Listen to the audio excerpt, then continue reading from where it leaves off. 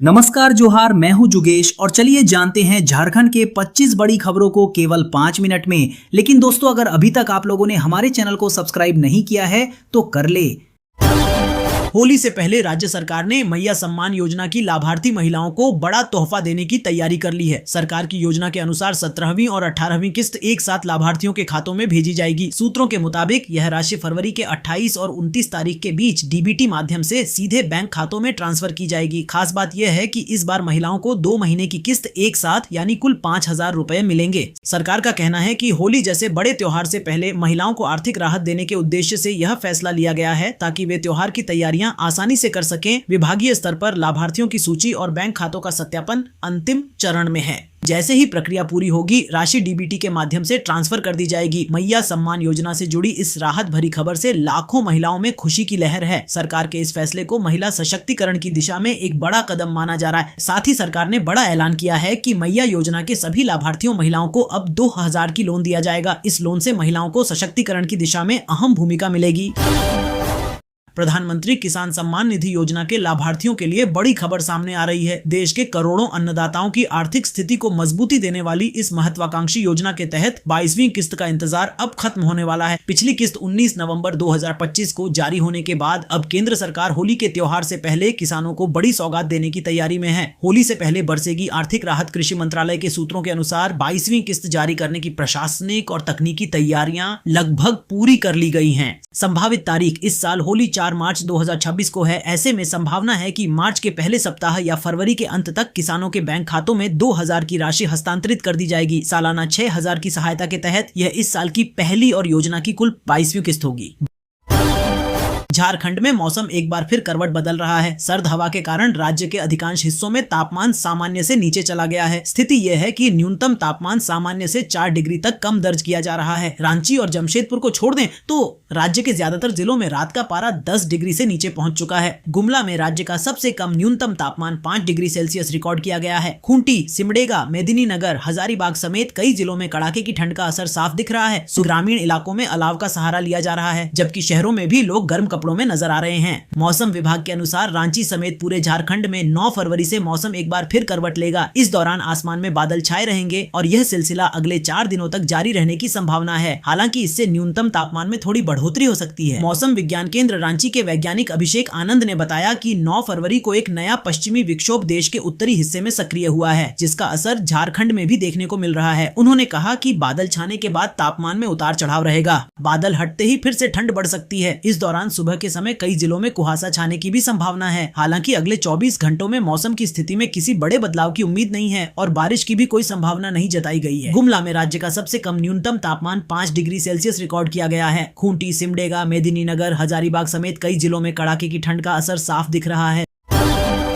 बोकारो जिले के गोमिया प्रखंड में जंगली हाथियों का आतंक थमने का नाम नहीं ले रहा है। शुक्रवार की देर शाम हाथी ने 2 लोगों की जान ले ली। घटना महुआ टांडप पंचायत के गांगपुर गांव की है, जहां हाथी के आतंक से 50 वर्षीय सोमा साव और उनके 3 वर्षीय पोते अमन की मौत हो गई है। वहीं सोमा साव के 2 नाती, उनकी समधन सहित 5 लोग चोटिल हैं। इनका रिम्स में इलाज चल रहा है।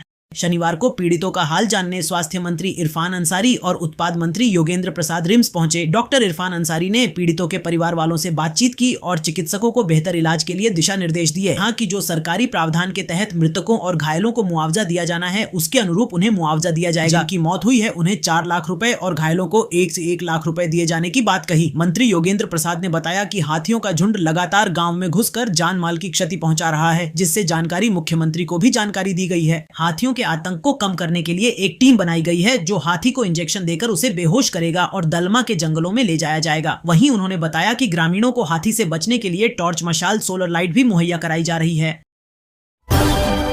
जिले में सरकार की ओर से आंगनबाड़ी केंद्रों में अध्ययनरत 6 माह से 3 वर्ष के बच्चों को पोषाहार उपलब्ध नहीं कराया जा रहा है। स्थानीय स्तर पर सेविकाएं दुकान से उधार लेकर बच्चों को जुलाई माह से ही पोषाहार उपलब्ध करा रही हैं। जिले के 1354 आंगनबाड़ी केंद्रों में 49,551 बच्चे अध्ययनरत हैं, जिन्हें 7 माह से पैसों के अभाव में पोषाहार सरकार की ओर से नहीं मिल पा रहा है। सेविकाओं के अनुसार 7 माह में उधार लेकर सभी केंद्र मिलाकर करीब 44 करोड़ रुपए का पोषाहार उपलब्ध कराया जा चुका है। इतना ही नहीं, उधार लेकर पोषाहार उपलब्ध कराने के बाद बाद भी सेविकाओं को बाजार मूल्य से कम ही राशि में सामग्रियों का भुगतान निर्धारित किया गया है, जिससे सेविकाओं को काफी परेशानियों का सामना करना पड़ता है। विदित हो कि जिले में कुल 9 परियोजनाएं हैं, जहां 1354 आंगनबाड़ी केंद्र संचालित किए जा रहे हैं। 7 महीने में प्रति आंगनबाड़ी केंद्र पर लगभग 33,000 रुपए की राशि दुकानदार का बकाया हो चुका है, जिस कारण अब दुकानदार उधार देने के लिए हाथ उठाने लगे हैं। सीएम को टैग करते हुए मरांडी ने कहा, आपके मुंह से संविधान और लोकतंत्र की दुहाई शोभा नहीं देती। मरांडी ने आरोप लगाया कि संविधान की आड़ में असंवैधानिक काम करना आपकी पहचान बन चुकी है।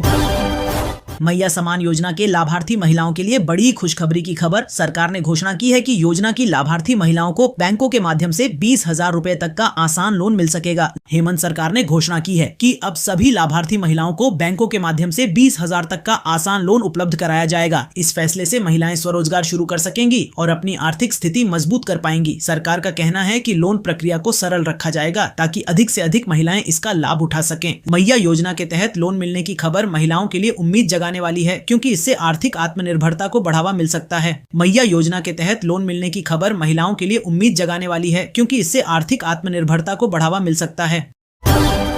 जेपीएसएससी सिविल सर्विसेज रिक्रूटमेंट 2025 के तहत कुल 103 पदों पर भर्ती की जाएगी। झारखंड लोक सेवा आयोग ने इस बहुप्रतीक्षित भर्ती प्रक्रिया की तैयारी पूरी कर ली है। अगर आप झारखंड में प्रशासनिक सेवा में जाने का सपना देख रहे हैं तो ये खबर आपके लिए बेहद अहम है। झारखंड लोक सेवा आयोग यानी जेपीएसएससी ने संयुक्त असैनिक सेवा प्रतियोगिता परीक्षा 2025 का आधिकारिक विज्ञापन जारी कर दिया है। इस भर्ती प्रक्रिया के तहत राज्य सरकार के विभिन्न विभागों में कुल 103 महत्वपूर्ण पदों पर नियुक्ति की जाएगी।